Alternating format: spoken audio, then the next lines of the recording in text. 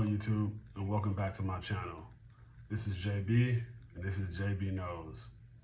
If you're new to my channel, this channel is all about finance, perspective, and purpose. So, just started off my YouTube journey, only have a couple videos uploaded so far. And again, they'll be on various topics. So if you like this video, please like and subscribe. Leave in the comments, any ideas, any thoughts, any things you guys want me to talk about next. But I will continue to talk about things that I talk to folks about on an ongoing basis, or things that might happen to me periodically that I end up giving advice around or perspective. So thanks for watching. Today I really want to talk about something I thought about after reading the book, The Psychology of Money.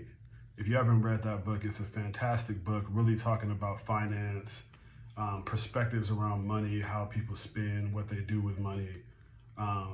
And out of all the finance books I read, that one kind of resonated with me the most, just with really helping understand how I view money, my upbringing, and how that affected money and so forth. But there's something I want to highlight from that book, and it's this notion of getting the goalposts to stop moving. That comment resonated with me a lot, right? Because I feel like in my personal journey, when I've set financial goals, I've set goals, I've accomplished those goals, and this could be beyond finance. I mean, the concept of this book is more around finance, right? But this could be around any goals that you set in your life, right? But it's the notion is about this like goal that keeps moving, right? You accomplish one goal, you get a bigger goal, you get a brighter goal, you get a bigger goal, you get a brighter goal. And that's great, right? In theory. I think the challenge with that is the execution, right? Not only the execution, but also getting mentally exhausted and drained, always working towards something else, right? And I think it's important to think about, as you're accomplishing your goals, kind of the why behind the goals, what you're expecting to get out of that, and then also not losing sight of the journey, where you came from, and also being thankful for where you are. And for me, being somebody that's very goal-oriented, I found myself in my 20s and my 30s always chasing a new goal, right? I would accomplish that goal, on to the next goal. And I really wasn't taking time to sit back and think about, where did I come from? Where has God brought me from? What makes me happy? Kind of the why, right?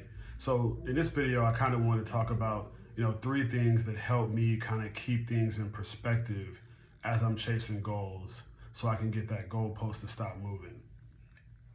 The first thing is remembering your past, right? And for me, what that means is, thinking about some of my happiest times. As I've gotten older, I've been fortunate enough to accomplish a lot of goals that I set for myself.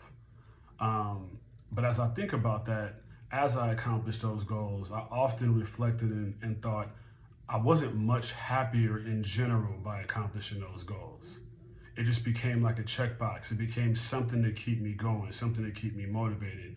But I wasn't necessarily any happier as a person, right?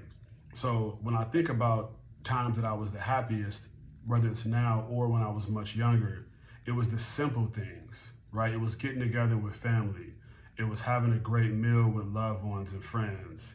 It was playing card games together, or playing dominoes together, or going to the beach and walking around, or throwing a frisbee, or playing beach volleyball, or a pickup game of basketball with strangers or friends, right? It wasn't things that cost me any money when I think about it. I've been fortunate to travel all over the world.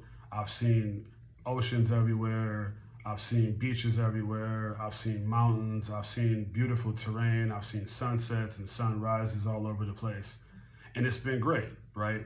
But when I think about what makes me the happiest, it's things that don't really cost, right? And outside of, maybe traveling to a beautiful place, that costs, right? But then once you get there, maybe you just enjoy the natural architecture or something like that, right? That part is usually free, right? Kind of walking around and just observing, right?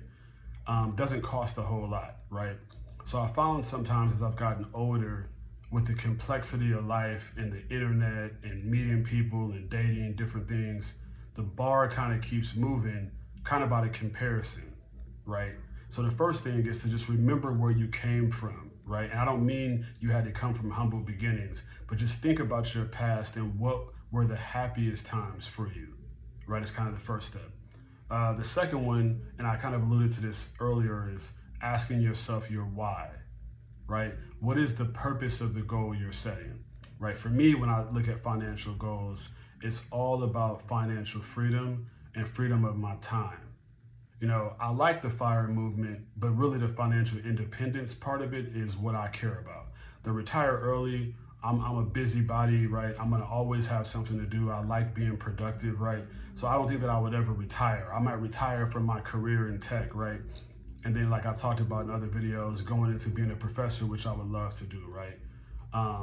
Something to kind of give back and something to kind of help out. So the retire early part of it is not a motivation for me, but the financial independence part is, right? Because I really want to have the financial independence to decide to do what I want to do, to take a gamble, to leave a big company and go to a startup, or leave a startup and go to another startup, right? Or, invest in startups that other people have going on that I might say, hey, this is going to be the next big thing, right? And I want to be a part of it, right? So it's that financial freedom of time to be able to do what I want to do. God forbid I get sick and I need to take time off, or loved ones get sick, or my kids have things going on. I need to stop what I'm doing and be with them. I want the financial independence. So for me, that really is my why for financial goals, right? It's kind of freedom, one part of it. The second part of it is kind of legacy, right? I'm leaving my kids assets and things of that nature, right? So that's my why. So I would say, really think about your why, right? The last thing I want to talk about is thinking about your legacy, right? As you set goals, right? And, I've seen some videos with, folks will interview people in their 60s, 70s, and 80s, and they'll say, hey, is there any regrets you have in your life? Or, you've heard people, or I've heard or read stories about people saying, interviewing people on their deathbeds, right? And they gather perspective from people. And rarely, whether they are on their deathbed or just at retirement age or just latter years, they never talk about, I wish I worked harder, right? People never say, I wish I put $2 million more in the bank, right? I mean, maybe if you're at a certain age and you're running out of money, you might think, well, maybe I wish I would have put more money away. But the goal of living life is really leaving a legacy behind. When I was in business school, we had a project that, it seemed a little morbid at the time, but it was a project around like your obituary and like writing your obituary. And the assignment was like, hey, think about what you want people to say about you when you die, right? If you were at your funeral and people were reading your obituary and somebody was telling you a story about your life, right? What would they say about you? What would people whisper about you after your burial? What would people say at the repast or when they go home for the night, right? What do you want to be known for? And very rarely is it something financial, right? It could be financial for the people that would benefit from it. So maybe if you have children or grandchildren, you leave them a paid off property, or you leave them a life insurance policy, or you leave them, a ton of money that you have in the 401k or in stocks or in your savings account, whatever it might be. Those people care, but that's not necessarily a legacy, right? People will remember, how you made them feel. People will remember the experiences they had with you. They'll remember the fun, the laughs, how you showed up for them when they needed you in life, and vice versa, right? And so as you think about kind of getting the goalposts in your life to stop moving, I would think about it that way, right? In those three areas, right? To really kind of look at your why, right? Really look at the legacy you want to leave behind, and also kind of remembering where you came from, right? I mean, kind of another notion that I think about as I think about this too, is this kind of growth mindset. And I think even that people get confused. I hear that all the time, like, you should have a growth mindset, you should have a growth mindset. But growth is not necessarily monetary. Growth is not necessarily promotions at work or your company growing to a certain size. Sometimes growth is about giving yourself space. It's about giving yourself freedom, right? It's about giving yourself the ability to take chances and opportunities, right? It doesn't mean you have to continue accomplishing goals. It doesn't mean 3 or 4 streams of income, but people always relate it to that, right? People always relate the growth mindset to like more things, right? And again, the challenge with that is, when is enough though? Because when you think about it, nobody will care from a legacy perspective, right? Half of these things are very self-serving, right? They don't really help other people, right? Again, they could help your children, they could help your spouse, but broader than that, right? They don't really help a ton of people. Again, maybe you get filthy rich and you can donate to a ton of people, right? But in general, a lot of things that we do to accomplish our goals are very self-serving, right? It's for what we want, right? It's for what we want to accomplish in our lives, right? But if you think broader than yourself, right? If you think like, again, what would my legacy be? What is the why for the motivation for me, right? If you were to die tomorrow, if you were to get a diagnosis, right, and you had 6 months to live, would you really think about how much money you have or not, right? Is that the most important thing to you? So I find that setting realistic goals are important, right? Some people talk about, I brought up FIRE. One of the fires is called Coast Fire, right?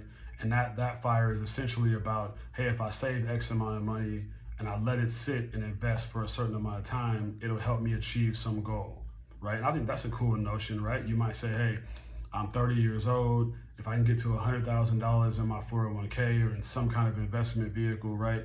If I let that sit till 60, whatever. I haven't done the math on that, but maybe it's 1.5 million. And you might say, hey, for me, that's enough for me to retire. That's enough for me to be at peace, right?